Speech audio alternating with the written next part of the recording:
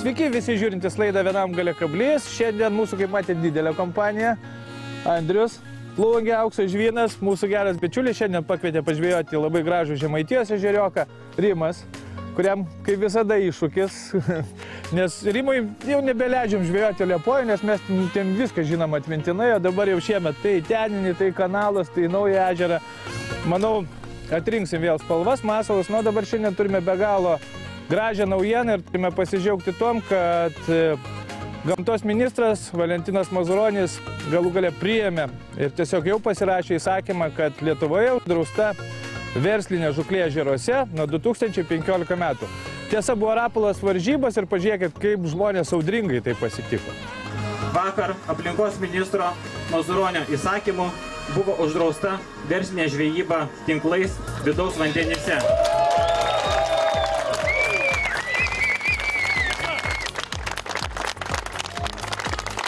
Mes prisidedame prie tų sveikinimų ir manau, mūsų ta 100-tūkstantinė žvejų armija dabar yra labai džiugiai nusiteikusi. Apie rapolas varžybą šiandien būtinai parodysime, o dabar kaip norime pabadyti tą gražią ežerioką, pasižiūrėti, kokios žuvys čia gyvena. Ir tikrai šiandien mūsų laidoje bus tik tai daug įdomių, gražių naujienų. Plungės apylinkės rajonas tikrai garsus daugeliu ežerų, ne tik didžiaisiais plateliais, tačiau begalė pačių įvairiausių mažų ežeriokų, kuriuose meškeriotojai praleidžia savo laisvalaikį žvejodami pačią įvairiausią žuvį. Į vieną iš tokių šiandien pakvietė mūsų laidos bičiulis Andrius ir žinoma, mes kaip visada su Rimu pradžioje bandome išsiaiškinti ežero gylį, žiūrėdami į gilmatį, vadinamąją halotą, ieškodami perkritimų duobelių. Praplaukęs ežeras aiškinam, kad maksimalus gylis čia 2,30 cm ir maždaug visas ežeras yra vienodas. Taip, kad nėra labai ryškių išreikštų šlaitų, kažkokių tai duobelių, kur gali tūnoti žuvis ir šiandien turėsime padirbėti, kad atrasti lydekų susibūrimo vietas. Nors, kaip mūsų sakiau, pakvietęs Andrius sakė, tai yra puikus masalų bandymo poligonas, nes čia žuvies iš tikrųjų yra ežeras, kuriame gaudyti gali beje visi žvejai mėgėjai. Ir sakė tiesiog, turėsite malonumą ir laiko protestuoti masalus. Šiandien, kaip matėte, mūsų rankose Extreme Balza vobleriai, mes būtent apie juos ir kalbėsime, vėl bandysime, tai yra visiškai naujas vobleris, kuris pakankamai smagus, tiesiog reikalaujantis šiokių tokių įgūdžių tam, kad pravesti ir norime pasiūlyti visiems pabandyti tuos masalus, nes jie iš tikrųjų kibus. Ir štai pirmoji žuvis.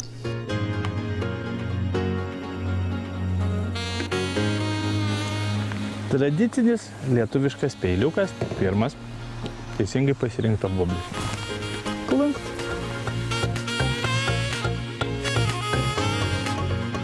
Taip, tradicinis peiliukas. Lietuvoje taip mes vadiname nedidelės lydekėlės, nes jos aštrios, piktos ir šiandien, kad ir kaip atrodytų, mes dar kol kas vadiname tai pavasarį, bet iš tikrųjų turime jau geras 3 savaitės vasaros, kas jau deginosi plėžuose, kas gaudė plekšnės, kas jau bandė įlysti į jūrą.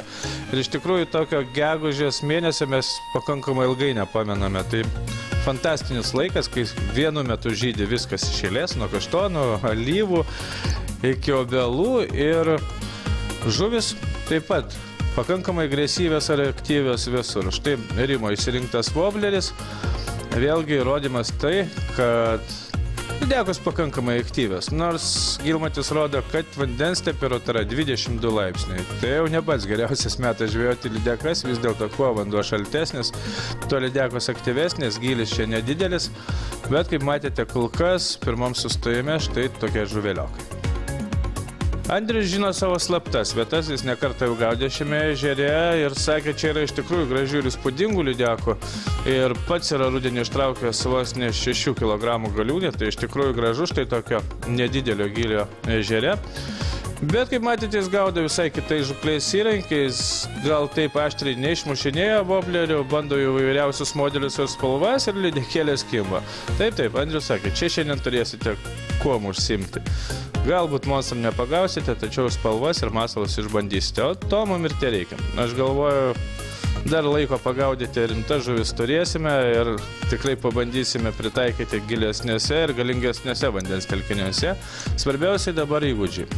O vėlgi, kaip atsiranda kiekvienas naujas modelis, reikia suprasti, kaip jį pravesti, kada su juo daryti pauzę, kada jisai lėtai kiltų, pavyzdžiui, virpindamas nugarą į viršų, nes Extreme Balzer yra lėtai iškylantis wobleris. Ir tai be galo įdomus ir naujas masalas. Ir jį suprasti, vėlgi reikia padirbėti ne vieną ar ne 2 dienas prie vandens telkinio.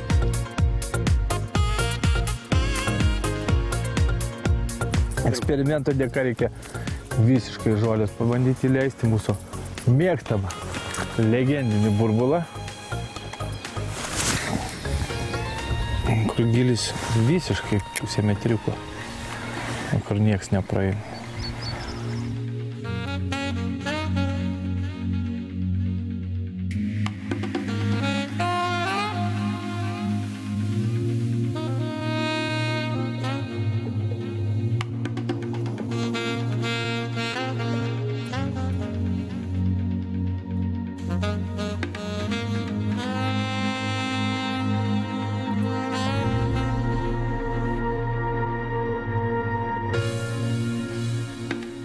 Labai teisinga lydeka, nereikėjo net rankų terliotis, matėt kokia buvo. Bet idėja tokia, kad masalus skaitinėti reikia, žiūrint pagal kokią žuklės sąlygą žvėjojo. Pavyzdžiui, kaip dabar mes čia su Rimu įlindam visiškai į sėklį. Tai, kad ir kokios šiandien tos lydekos, ne pačios aktyviausios, bet kaip matėte, jau pradžioje yra ir toks dalykas gali iškrapštyti ją iš visiško sėklio. Tada, kai atrodo, jau ten nebėra ką įgrūsti. Dėl to rapalai ir yra labai plati gama, begalė pačių vairiausių modelių, kuriuos mes bandom ir taikom pagal sąlygas.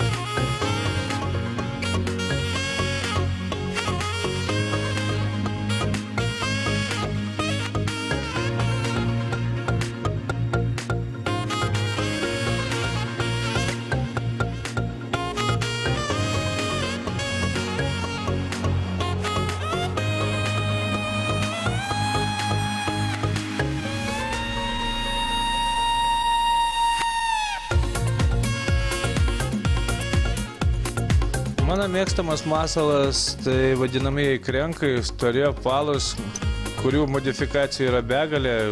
Galiu juos grūsti su ilgais liežuviais ir labai giliai, 5-6 metrus. Yra paviršinių, yra vidutinio. Vėlgi tai visiškai nauja tema, apie kurią galime kalbėti nesustojant. Bet vėlgi, masalai tie, kurie padeda pagauti lydekas ir juos keisti. Tiesa, šiandien išsiaiškiname vieną tiesą, kad kuo ryškesnis masalas, nors ir atrodo, tas ežero vanduo nėra labai drumstas, bet kuo ryškesnis masalas, tuo geriau gaudo žuvis ir ne tik lydekas. Vadinasi, tokia ežero specifika. Iš tikrųjų būna tokių ežerų, kuriuose dirba natūralios spalvos masalai, pritemdyti masalų čia ryškus. Nors vėlgi, kai pamatysite eksperimentuojant toliau, išaiškės, kad pavyzdžiui Extreme Balzer rudos spalvos dirba puikiai. Oras keičiasi. Va ta pati vasara, apie kurią aš kalbėjau, kad jau mes džiaugiamės sulaukę vasaros, nors dar ir ne kalendorinė. Tačiau prasidėjęs rūkas ir labai greitas oro atšalimas, man atrodo, ne pats geriausias variantas, bet tai nieko nekeičia. Ežeras tikrai žuvingas, žuvų jame išties daug ir žvejoti be galo malonu. Tada, kad tai iš to tokios nedidelės šaudyklės šaudo, bet kuo daugiau turi kibimų, kuo labiau išprovokuoja žuvį, ta pačiam žvejui maloniau ją gaudyti. Atliktas geras darbas. Kibimų daug, bet tokie matęs, kad labai nedidelė žuvis. Kalai, tai Extreme Balzer. Kartais verta vėl pakeisti. Kodėl? Tai su tais vobleriais mes ir dirbam, kad vertėtų, pavyzdžiui, per toj vietai, kur jauti, kad žuvis čiuptelė. Pavyzdžiui, pakeisti ir spalvą, ir netgi patį masalo stilių jo pravedimą, kad jis būtų aktyvesnis toks. Matęs, kad lydeka taip lėtai, lengvai, nenoriai per tą pačią vietą. Va, pravedant per tą pačią vietą būna masalas stilius, aštrumas kitas. Vėl nedidelis. Šiandien mažų lydekų genocidas.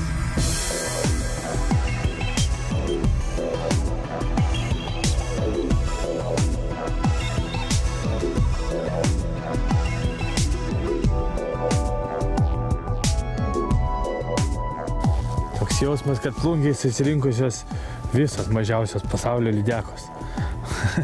Kibimų turim nerealiai daug.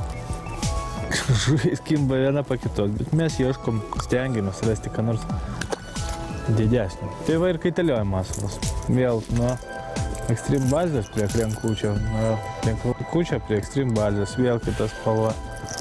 Jaučiasi lydekų, kad yra, bet tas pakilęs rūkas vidury vasaros, ta drėgmė tokia, aišku, slėgio kritimai. Bet vis viena žuvis kimba, kur jie gali dėti.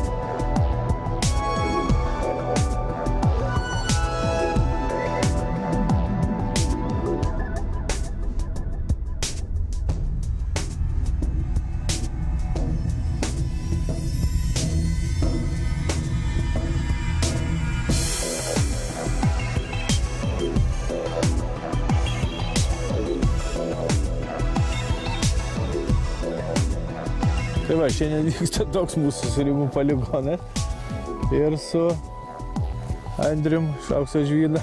Kibimų turiu begalį ir labai smagu, kad galim bandyti pačius įvairiausius voblerius. Aišku, šiandien mūsų tikslas vėlgi naujų vobleriai, įkišti jų spalvas, pabandyti žuviai. Kaip matote, kol kas viskas čia klojasi. Netikiu, kad šitam tokiam ežere labai bus čia tų didelių lydekų, nedidukas, seklus. Bet svarbiausia, kad daug kibimų ir žinoma, būtent tas vobleriai valdymas, aš manau, mums padės ir didesniuose, rimtesniuose vandens telkiniuose. Dabar galvoju metas pailsėti, oras čia tragiškai keičiasi, visai ne vasarą pasidarė. Žiūrėsim, kaip bus antroji dalį.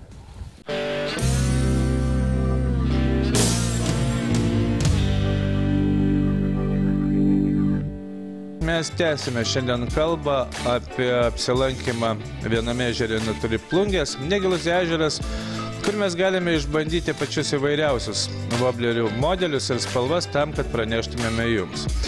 Vis dėlto pirmoje laidos dalyje daug kalbėjom apie Extreme Balza voblerius ir tiesiog atkreipkite dėmesį, kaip jie pakankamai aktyviai yra pravedami, kad lydekos atakuotų masalą. Taip, iš tikrųjų, pasikeitė oras, atšalo, prasidėjo rūkas ir lydekos tapo neaktyvios.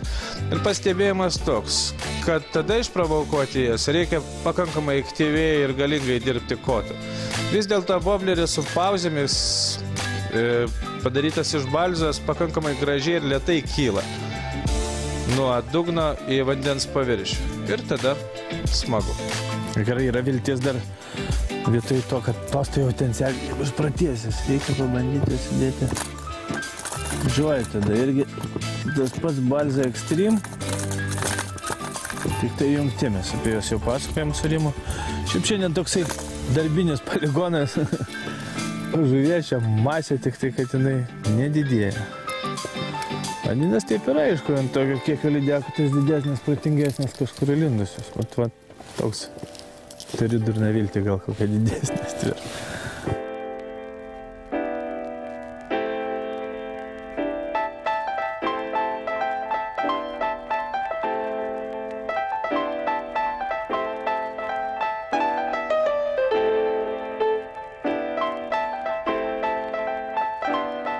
Čia net tas ant galo tas dvigubas įjungtas, kaip pradėjo dirbti.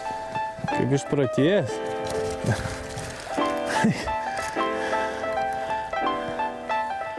Nežinau, kiek aš šiandien pagavau tų lydekų, kiek ir Rimas pagavo, bet visos šito ežero lydekos, plungiai, aš galvoju, kad jos, jeigu viskas bus tvarkoj, bus verslinės žūklės uždraustos, bus kaip dabar prižiūrimi vandens telkiniai, dirbs gamtosaugą, tai dar po kokių 6 5 metų mes gaudysim jau jas labai solidžias. Ežeras geras, man patinka, aišku, oras šitoks, bet žuvų tų mažų čia milijardas.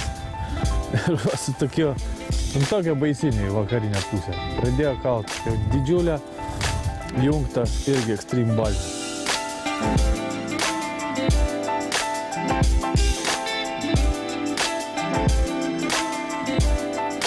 Šiandien Rimas pagavo kažkokią nedidelę gyslelę ešerių žvejyboje, nes iš tikrųjų žvejam tais pačiais masalais, tačiau tolimi metimai ir labai trumpas koto timčiojimas masalu provokuoja ir ešerius. Vobleris pakankamai didelis, ešeriai ne patys didžiausi, tačiau, kaip matėte, jeigu jau jie susidomėjo tuo vobleriu, vadinasi, viskas tvarkoje. Tuo masalu galima pagauti viską, aš tikiu, kad jums lygiai taip pat gražiai pasiseks.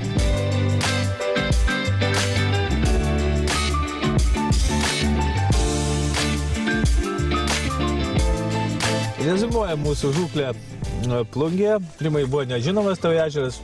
Žuvų daug. Taip, tik smulkios. Smulkios, tik. Bet klausyk, kokia tu ten pravedimo technika? Kažkokios ešeriais, kaip tu ten susikalbėjai? Ta patį traukiam, taip pat vedam. Ne, čia jokiais taip papolė, turbūt ten brelis kažkoks to ešerių stovėjo, šiek tiek voblerį Gal kotas minkštesnis? Padavimai. Gal šiek tiek kažkas tai tokio. Gerai, apie baigsus, vėlgi apie tos, ką mes šiemet bandom ir ne, ir manau dar bandysim. Iš tikrųjų lengvai valdomas vobleris, ar ne? Jo, tikrai paprastai valdomas vobleris, nebūtinai kastinginis kotas galima, jeigu kalbėti apie baigsmino voblerį, tai galima ir paprastų kotų vilnių. O jeigu valdyt baigs jointedą, tai siūlyčiau šiek tiek jau pasirinkti jau kietesnį kotą. Jo, jis tokio nori aštresnio, kietesnio koto, tai tą patį galima. Ne kastinginį, bet kokį 40 gramų užmetimą, trumpesnį, kad jis nepralinktų. Iki 40, ar ne, kad nebūtų pralinkimo. Taip, jis mėgsta tokį pauzę, truputį gražiai labai dirba ir iš tikrųjų gaudo. Ir va čia tikrai neskamės lydekos pagavom puikiai. Aš čia irgi užsidėjau, galvau didesnė, niekur tas pačias mažas. Ačiū Rimai, visai gražiai praleidom laiką, aš manau, kad dar šiemet mes vasarą su tavim tikrai prisigalvosim visokių velnių, kaip dažnai mes tai darom, ar ne? Va, aš noriu padėkoti Andriui, svetingą priėmimą, fainai pasigražus ežeras, ar ne? Aš tikiu, kad yra tų didelių, aišku, gal ir oras mums ne taip čia labai padėjo, tas labai perkrito iš karto nuo karščio į šaltį.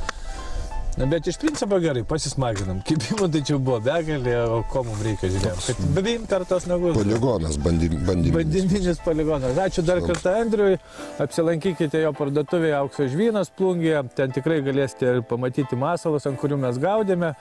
Įsigyti žuklės įrankius. Ir aišku, Andrius jums patars, kur čia žvejoti Platelių apylinkėse apie Plungę ir turėsite gerą laiką. Nu, dabar, kaip jau sakiau, mes būtinai apžvelgsime Rapalo žuklės varžybas, nes tai iš tikrųjų buvo įspūdinga šventė. Rimai, tu pats ten buvai, sakyk, kiek žmonių?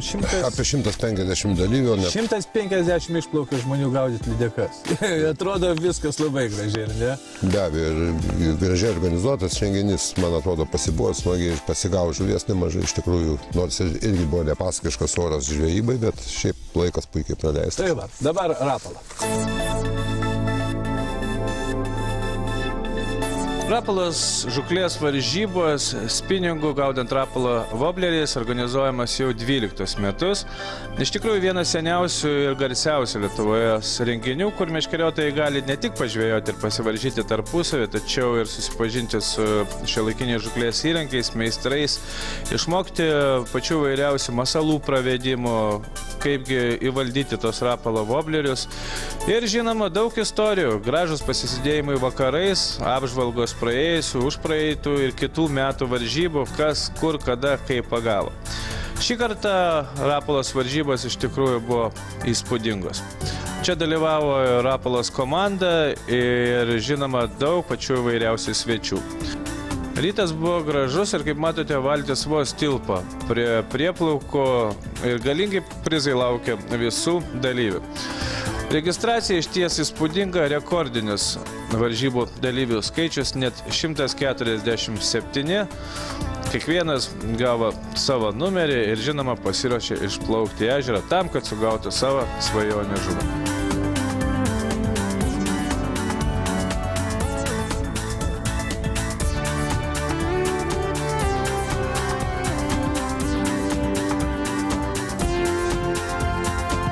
žinoma, kaip ir visos, taip ir šios varžybos turėjo ir savo favoritus, ir savo žuklės taisyklės, ir visi puikiai žinojo, kad lydekos Lietuvoje įmamos tik nuo 46 cm ir tuo tas startas. Pažiūrėkite, kaip įspūdingai išplaukė visi greiti ežerą, tikėdamėsi pagauti savo svajonių žuvį. Laimikų iš tikrųjų buvo daug ir kova atkakli. Kiekvienas meškeriotojas rinkosi savo taktiką, kas bandė gaudyti gyliuose, kas sėkliuose. Vis dėlto, kaip jau ir minėjau laidos pradžioje, šiemet gegužė labai panašiai į Liepos pradžią. Karšta, gražu ir praleistas laikas žvejojant valtys išties daugeliui paliko puikių įspūdžių.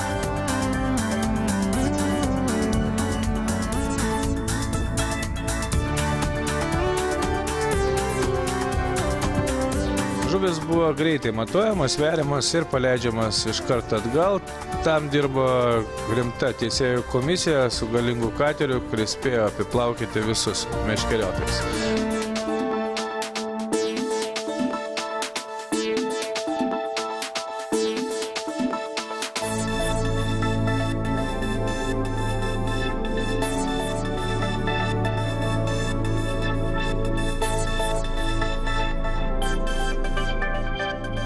Kad ir kokia karšta ir rami diena buvo, tačiau žuvis kibo tikrai daugelį ir kiekvienas džiaugiasi štai tokia savo sugauta žuvimi, kurie pranašavo apie sėkmę ir, žinoma, laukiančius prizus.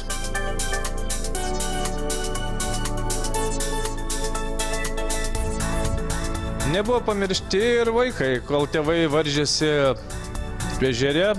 Vaikams buvo pristatyti naujieji Rapolos kūriniai, tai Angry Birds Wobbleriai ir taip pat meškerykočiai, kuriais jaunieji meškeriotojai galėjo pasivaržyti prūdį ir pagauti tokių gražių upėtakių. Vėlgi smagu, kad ir vaikai užimti ir kad jiem kažkas tai yra naujo ir gražaus kūrimo. Na, kaip visada pasibaigus varžyboms, visi grįžta į krantą, rezultatų svėrimas ir, kaip visada, laukimas to, kuris šį kartą laimėjo varžybas Rapolą 2013. Tačiau apdovanojimai prasidėjo nuo specialios nominacijos įsteigtos aplinkos ministro Mazuronio ir tai už mažiausią žuvį, nors tai buvo 410 gramų ešerys, didžiausias tos dienos įskaitinis ešerys, tačiau, kaip žinote, lydekos kur kas didesnės. Kęstutis Simavičius 3 vieta, Rimas Ramonas Fishing Team, sugavęs 2 lydekas ir bendras svoris daugiau nei 3 kg. Sigitas Lukša, žuklės klubas ešerys 4 lydekos ir bendras svoris 3 kg 310 g.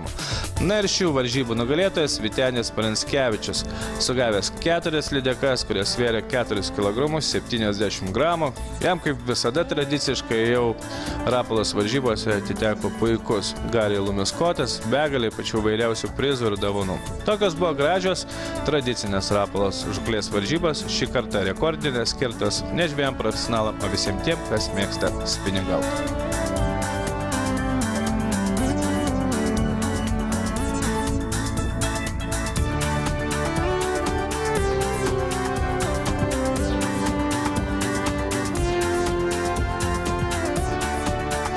Tai va tokia buvo šventė, aš labai džiaugiuosi, kad vėlgi aplinkos ministras įsteigė prizą žvejui, kuris pats geriausias gamtai pagavo pačią mažiausią žuvį, ją paleido. Ir iš principo džiugu, kad tokios šventės yra ir dar kartą noriu pasidžiaugti, kad vis dėlto Lietuvoje aplinkos ministras priėmė tą įstatymą, kad pabaigti žuklę, verslinė žuklė vidaus vandens telkiniuose, nes iš tikrųjų mes nekartą apie tai kalbėjome. Nuvažiuok į Švediją su tais pačiais žuklės įrankiais, pagausi ten tų lydekų 2, 3, 4 kg be didelių problemų, labai daug nemokėdama žvejoti. Pas mus vis dėlto reikia, kad ta žuvis, kurią mes gaudėme šiandien, augtų, reikia ją saugoti, vėlgi reikia veisti, leisti ir viskas kol kas vyksta į gerą pusę.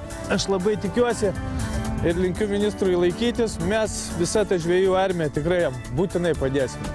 Mūsų netiek ir mažai. Aš manau, su šeimom, su vaikais daugiau nei 500 000 žvejų mėgėjų. Ir aš galvoju, kad mūsų vaikai turės ką gaudyti Lietuvos ežeruose. O tai bus jau neblogai. Šiandien tiek, nei žvyno, nei uodegos ir susitiksim lygiai po savaitės.